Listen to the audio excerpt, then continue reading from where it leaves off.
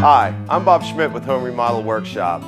I have a little bit of wall damage here where I'm sure my wife or my son ran the car into the back of the garage wall.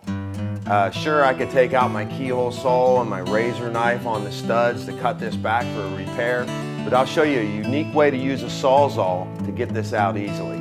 Let's get to work. Now, after finding my two studs and putting these two marks on the two studs, I went ahead and took a level and just leveled me a line around here.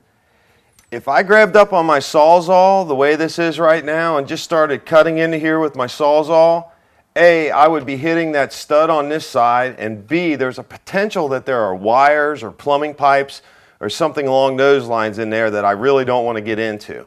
Here's a simple way to take care of that. Putting your thinner blade in your Sawzall, making sure that your Sawzall is unplugged, the first thing you want to do is pull up on the Sawzall, extending this as far out as it can go. I'm taking a scrap of the material I'm cutting out, I set it on top of this guide, and I take a marker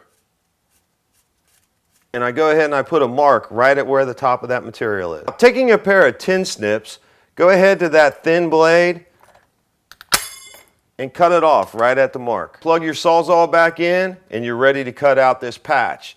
The nice thing about doing this way is not only will it cut out on the open spaces, but it'll also cut right down on this stud without bottoming out on the stud or doing any damage to the stud.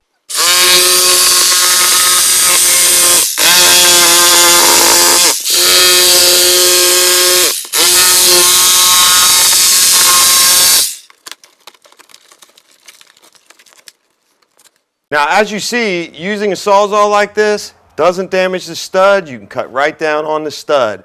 It gives you a nice, great breaking place. All I did was take my knife after I was done cutting and clean up a little of the loose paper around the edges. I'm ready to patch this dude back in. So there you go. A unique way of using an old Sawzall blade that might make doing some repair work a little bit easier for you and making sure that you don't do any damage to any electric or any plumbing that may be inside that wall.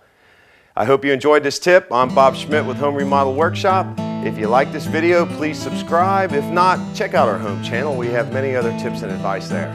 Thanks.